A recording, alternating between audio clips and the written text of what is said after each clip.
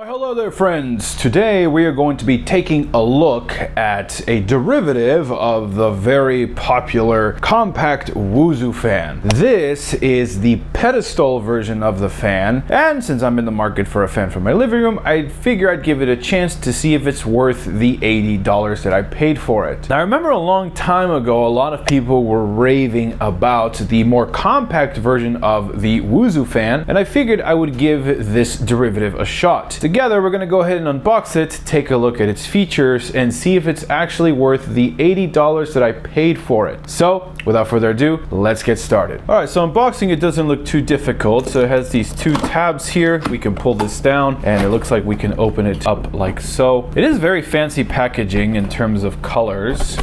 I can only imagine how much it costs to probably print something like this. Alright, so after opening it up, it looks like we have a set of instructions.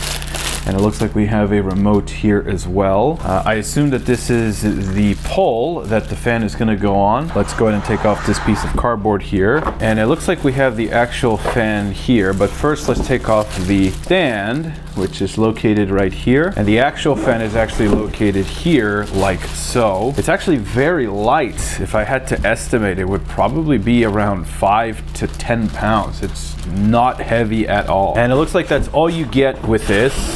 Just a piece of cardboard and a very fancy box. So let's go ahead and put this to the side and see how we put it together. Now it's very important that we read the instructions to make sure that we know what we're doing, but we'll be okay.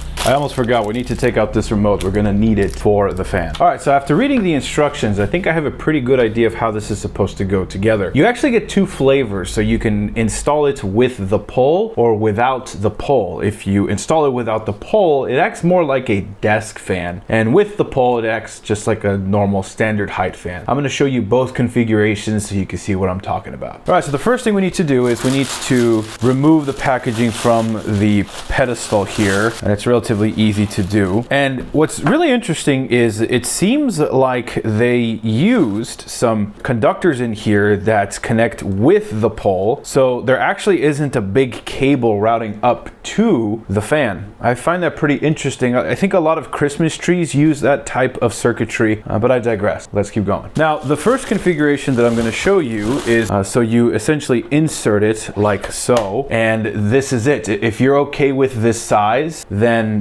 you don't have to do anything else. You don't have to insert the pole. But I'm going to go ahead and unlatch it and show you what it looks like with the pole. I might have to move it down here, but I'll give you an idea of how that looks. Now, to unlatch it, it's actually relatively simple. It has this button here that you just have to push on, and then it comes up. Now, what I find really interesting is, like I said, it's using these pins here that allows electricity to flow over to the fan. Now, what's also really interesting is you cannot install this incorrectly. So if you look very closely, the shape is a little different. This one is a little bit thicker compared to this one, so don't jam it in there. It should fit nicely in there. You don't have to exert too much force. Let me go ahead and unbox the pole here, and then we'll see what it looks like, and I'll measure it for you. All right, now with the pole, it has a similar type of pin setup here, as you can see. Again, one side is thicker than the other, so theoretically this should be relatively simple to install, like so. Now we can install the fan on the top. Let's see what that looks like. Now, installing the fan on the top is, again, relatively simple. It's not heavy at all, which I find really interesting. So here's an example of it not fitting in there. As you can see, I'm installing it the wrong way, so it will not fit in there. But if I move it around, bam, it just clicks right into place. Let me go ahead and grab a measuring tape and give you an idea on how tall this thing is. So if I were to measure it from the base to its maximum height, I would say it's about 40 inches tall. Let me go ahead and remove the pole and give you an idea of the measurements when it has no pole. Now this is relatively easy. I think I kind of like this because, you know, one day you might want a desk fan and you don't want to have this big old fan lying around. So taking it apart is really easy. All right, and again, if I were to measure this, this would be about, I would say, pretty close to 23 inches. Very, very compact without the pole. All right, let me go ahead and install the pole back, and then we'll plug it in and see what it does. All right, so I've put this thing back together. Now, I just want to preface this by saying that I don't have a lot of experience with the original Woozoo fan.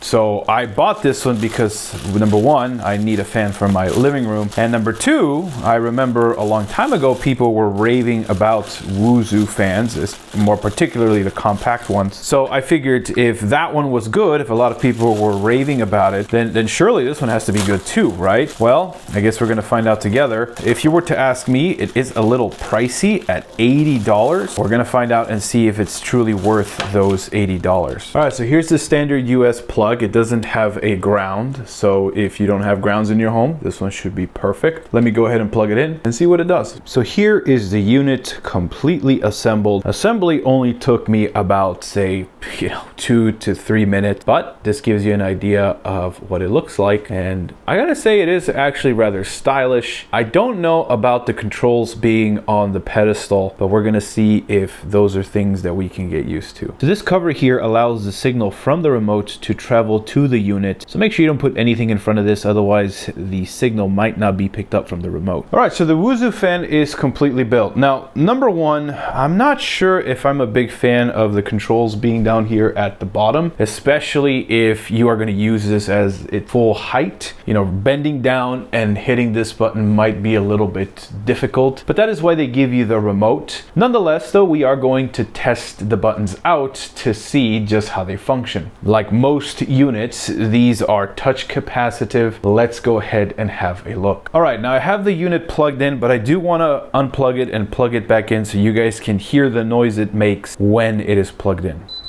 So that is the startup noise for the Woozoo fan. Let's go ahead and turn on the unit by pressing the power button. Now the unit is on, but surprisingly, it is very quiet. I can't hear it at all. And it is blowing a little bit of air here. Let me show you. Now, of course, it looks a little funny because of the frame rate on the camera, but it is actually blowing some air.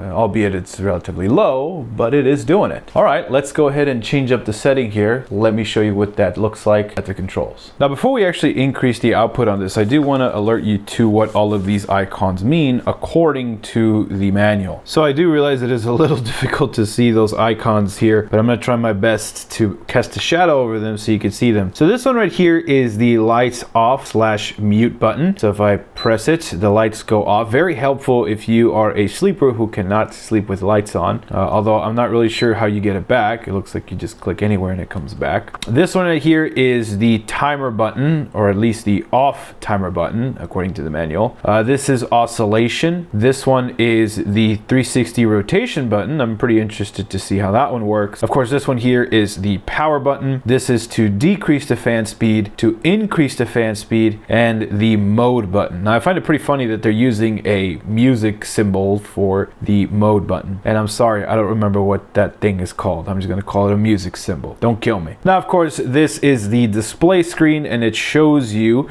what current things are active. Let me go ahead and mount the camera back on the tripod, and then we'll take a look at some other things this fan has to offer. Now, you probably are not going to be reaching down and pressing the plus or minus button to increase or decrease the fan speed, but nonetheless, let's go ahead and try these buttons out to see just how much faster it makes the fan go. We're going to push it up as much as we can, and we're going to see if we can hear it. Right now it is on 1. Let's go ahead and bump it up to 2. All right, so right now I have it at 2, and as you can probably tell, it is still relatively quiet. Let's bump it up to 3. So right now we are at 3 speed, and I can actually start to hear the fan, albeit it is still relatively quiet. Let's go ahead and bump it up to 4. Now I can start hearing the fan a little bit more clearly, but again, it is manageable, and I have to say that the air that I feel that is being blown in this room is actually quite moderate. So the air to noise ratio, if you will, I would say is relatively good. Anyway, let's go ahead and bump this up to 5. All right, now at this point, I would say that the fan is clear as day. Now, if you're watching a movie with surround sound or what have you, this probably will not be an issue. Now, let's go ahead and bump it up to 6. All right, at 6, I would say the fan starts to become a tiny bit loud. Not too bad though, and I'm using the word loud here in a relative term because for a fan, it depends on who you ask. But at 6, it is starting to get just a tiny bit loud. All right, let's go ahead and bump it up to 7. Now at 7, I think you can definitely start to hear the fan, and it is starting to give that brrr kind of noise. Anyway, let's see if it goes up to 8. This is mode 8. I don't think it needs an explanation. You can probably hear it at this point. Let's see if it has a 9. This is mode 9. Let's go ahead and see if it has mode 10. This is definitely starting to get loud. Let's see if it goes up to 11. Now this is when you start to hear the fan no matter what. You usually only go up this high when it's really hot or you're trying to move a lot of air around. Let's go to number 12. That's number 12. Let's see if it has a 13. So it seems like 12 is the maximum that we can go to. And again, you can hear the fan and it is relatively loud. All right, let's go ahead and drop this back down to a more manageable level, like say 3 or 4, and then let's test some of the other features out. Now, what I find really interesting is that there are 2 methods of rotation. So there's the horizontal rotation, and then there's this 360 mode over here. Let me show you what the horizontal rotation does. So if you turn on horizontal rotation, you can see that the fan essentially spins on this axis here on the center line of this pole. So all it's really doing is just this, right? You can see that it behaves like most fans would in terms of that rotation. So it does have that. But let's see what the 360-degree rotation is all about. All right, I'm going to turn off the horizontal rotation by hitting that button again. Let's go ahead and turn on this 360-degree rotation button. Like so. Whoa, that's pretty cool. All right, let me show you. Now here's something really interesting that you don't see on most fans. This thing starts to spin kind of like a globe. That is pretty darn cool. I think 360 degrees though is a little misleading because, I don't think it's actually going to be able to go this way because of this part here. But nonetheless, that is actually really impressive. Now, it's not spinning horizontally, and I'm using the words from the manual, right? So the one that you saw previously. So I'm pretty sure we can turn on both the 360-degree mode and the horizontal mode at the same time. So let me go ahead and do that. And sure enough, you can see that the whole thing is spinning with respect to the axes of the pole here, and this thing is spinning up here kind of like a globe. Now that is definitely a funky feature there. I was not expecting this thing to spin like that. Now what I'm curious about is if you turn it off, does it actually default back to its original state? Because that's pretty important. What if I turn it off and this thing is like stuck in the middle of itself,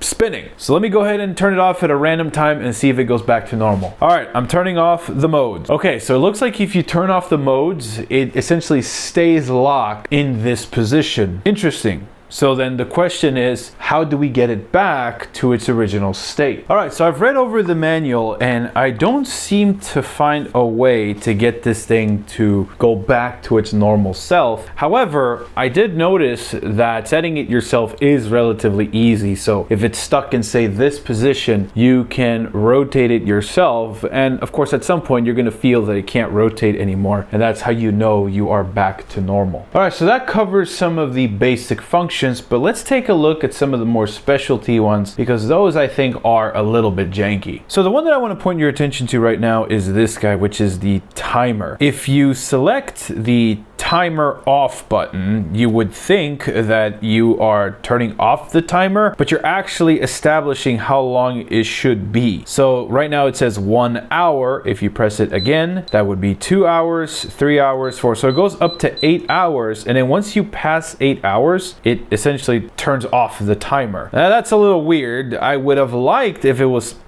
hold to cancel, but that's just something that you might have to get used to. Now, truth be told, I'm probably never going to use the timer, But if you are reliant on things like that, I would say that could use a little bit of work. It's going to take some getting used to. Now, the other funky button that I found pretty interesting is this one right here, which is the mode button. I don't really understand what these are supposed to do until I read the manual.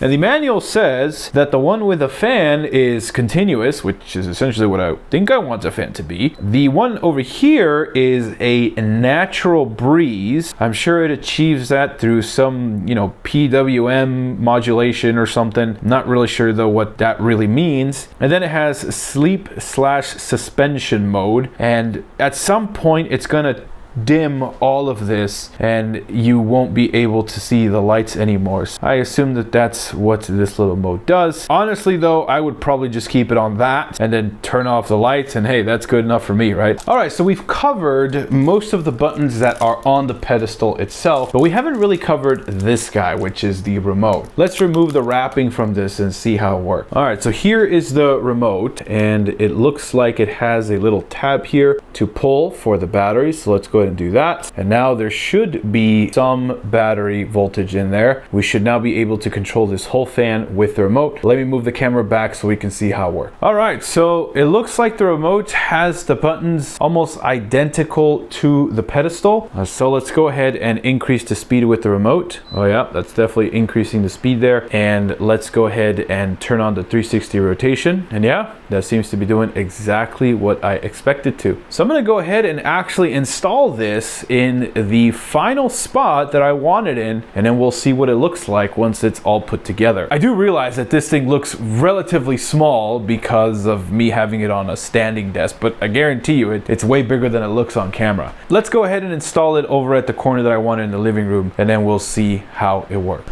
Now, I do want to point out to you that you can actually pick this up and not have to fear the pedestal or the pole coming off. Like I said earlier, it is attached through this latching mechanism, so you can pick it up and move it about as you see fit. If I had to guess how much this thing weighs with this whole thing assembled, I would say it is about 10 to 20 pounds. I realize that's a large range, but you got to remember that it depends if you also have this pole installed. If you're just going to have it as a desk fan, it will be significantly lighter. It's very light. It's not too heavy. Let's go ahead and install it. All right, so this is the corner where I'm gonna want the fan. Let's go ahead and turn it on. There you have it. And let's go ahead and increase the speed. So it seems like it has no memory, because when I unplugged it and plugged it back in, it didn't remember that I had the oscillation thing going. Now, you have to realize also that, I'm pointing it right now directly at the fan, but it isn't increasing the speed. That's because you have to point it towards the pedestal, not the head of the fan there, because remember, that little window is actually located on the pedestal. So I have to angle it down to tell it to increase the speed. Now, the manual does state that you can clean this thing by removing 4 screws. So there's one right here, there's one on that side over there, one on this corner over here, and one on that side, if you can see it. Again, the manual lays it out pretty well, but they suggest you do this every once in a while. Honestly though, if you have a blower fan like the Fantic X200, you can probably just blow all of the dust out of here. Nonetheless, so let's go ahead and wrap up this review and let me give you my final thoughts. All right, so let's go ahead and wrap up this video. The first thing we have to take into account is how much this unit costs. And if you remember at the beginning of the video, I told you it costs $80 over at Costco. Now, this thing does have the brand recognition of the original smaller compact Woozoos, so only time will tell if this thing will live up to the same hype. Now, if you were to ask me, $80 is a little bit of a heavy price for a fan like this, but like I said, you have to remember that it has brand recognition behind it, and if it does live up to the same hype as the original Woozoo, then I can definitely see someone justifying the price for this. I wish that the fan had memory, which is essentially remembering the states that it left off on, and I also wish that it would have a home position for the horizontal and the 360-degree rotation. I don't really understand what the modes do, so I'm not really going to miss too much with that. Overall though, it is a relatively interesting fan considering the fact that it can do some interesting rotations, but only time will tell if it lives up to the hype and if it performs as it should. For now, I'm going to say say that if you can afford the $80 for this thing,